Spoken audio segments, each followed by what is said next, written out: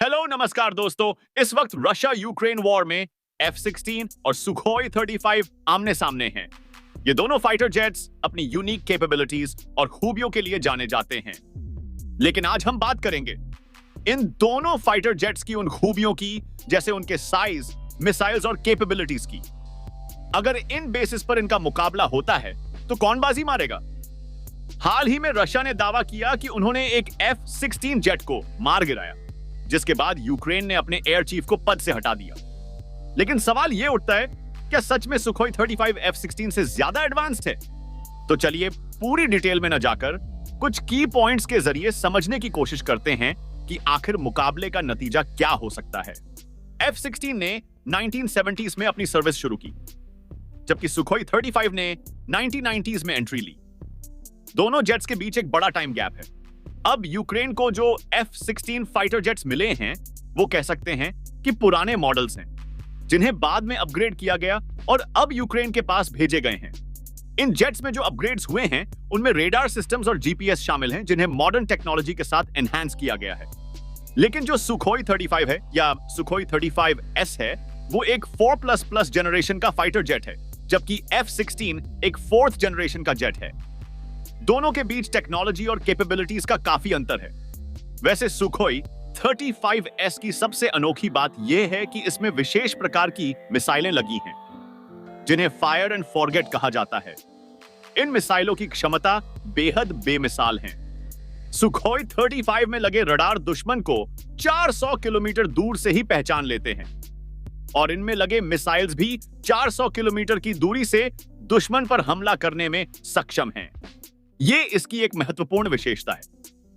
दूसरी बात यह है कि 4++ जनरेशन का विमान आमतौर पर 5वीं पीढ़ी के विमानों की तरह ही होता है, यानी इसमें इस्तेमाल की गई तकनीक और हथियार आपको 5वीं पीढ़ी के फाइटर जेट्स में भी मिल जाते हैं। ये दोनों पीढ़ियों का एक प्रकार का मिश्रण है। लेकिन चौथी पीढ़ी के विमानों की समस्या यह है कि उनमें कई चीजें केवल अपग्रेड की जाती हैं, जबकि उनमें 4.5 या 5वीं पीढ़ी के विमानों की पूरी क्षमताएं नहीं होती हैं। इसीलिए कई मामलों में F-16 सुखोई 35 के मुकाबले कमतर नजर आता है।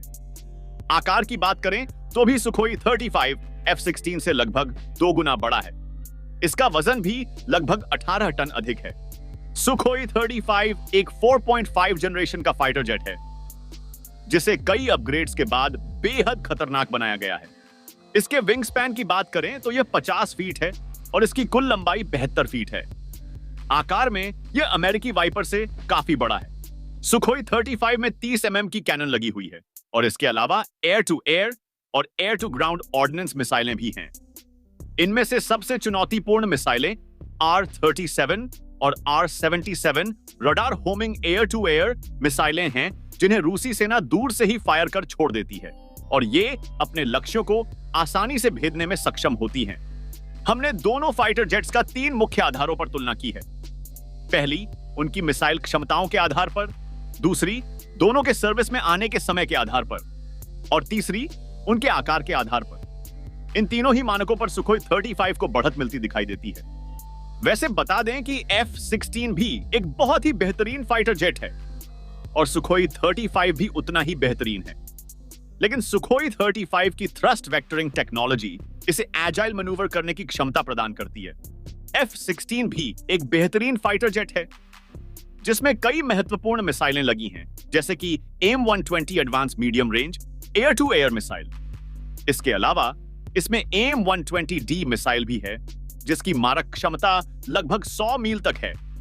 लेकिन ये मिसाइलें रूस की R-77 और R-37 मिसाइलों के मुकाबले कमतर मानी जाती हैं। रेंज और मिसाइल क्षमताओं के आधार पर देखा जाए तो सुखोई 35 निश्चित रूप से F-16 से आगे है। हालांकि युद्ध के मैदान में चुनौतियां बहुत ही जटिल होती हैं, और यह देखना दिलचस्प होगा कि दोनों फाइटर जेट्स इन परिस्थितियों को कैसे और किस तरह से संभालते हैं। फिलहाल रूस ने दावा किया है कि उसने एक F-16 को मार गिराया है, लेकिन इसे किस विमान ने गिराया है, इस पर अभी कोई आधिकारिक पुष्टि नहीं हुई है।